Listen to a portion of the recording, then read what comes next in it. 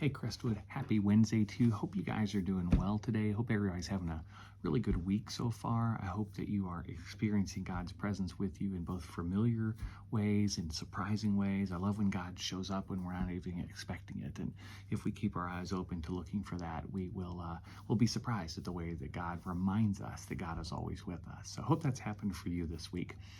I'm honored to be with you and honored to bring you this devotional for Wednesday, October 18th. Today I'm thinking a lot about questions because I have been put in situations in the past several weeks where we've dealt more with questions than we have answers. One of those places is our Crestwood University class, which I'm teaching on the Bible. And we're asking questions like, is the Bible true? Is the Bible relevant? And when you start to ask those questions of Scripture, you don't necessarily get answers. You just kind of get more questions. And so we've been wrestling with that. We have one more class this coming Sunday on how to read the Bible today. And I expect we'll walk away with even more questions than we do answers. And then we had a lot of questions last night, Monday night. We had our American Idolatry book discussion where we talked about Christian nationalism in our world. And I love Crestwood as a place where we can talk about these sorts of things and try to sort out what is Christian nationalism? How does that fit into our understanding of faith?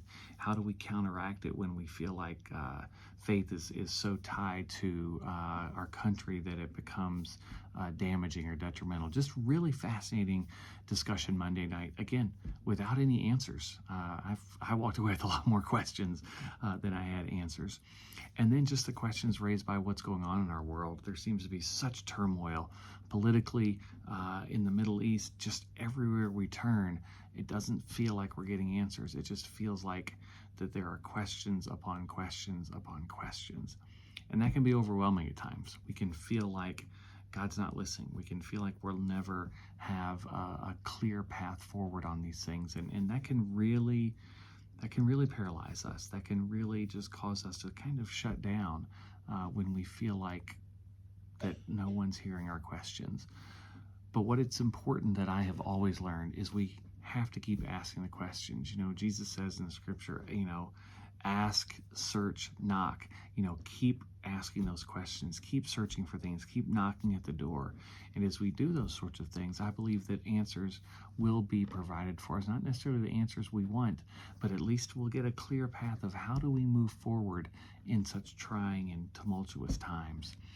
One of our points of our mission statement here at Crestwood is that we invite questions about how faith and life intersect. Some churches, some folks tell you, oh, you're not supposed to ask questions. You're not supposed to have doubts. You're supposed to trust in God. Okay, yeah, easy to say, really hard to do when we're faced with the kind of situations that prompt these questions within us. I believe that questioning is an important part of faith. It's not a demonstration of a lack of faith.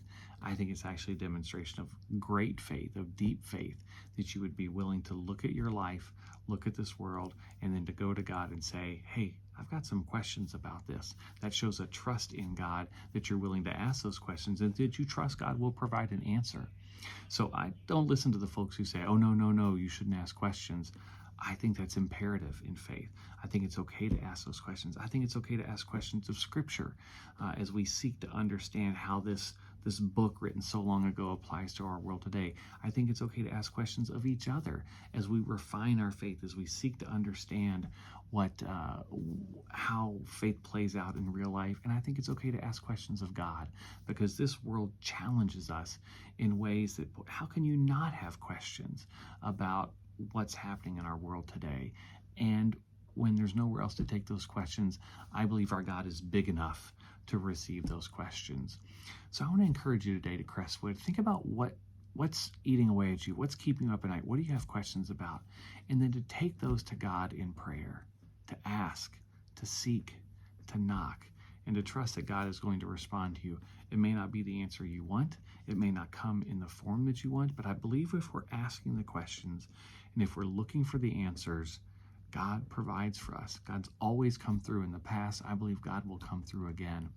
There are some situations where we don't even know where to begin to look for answers.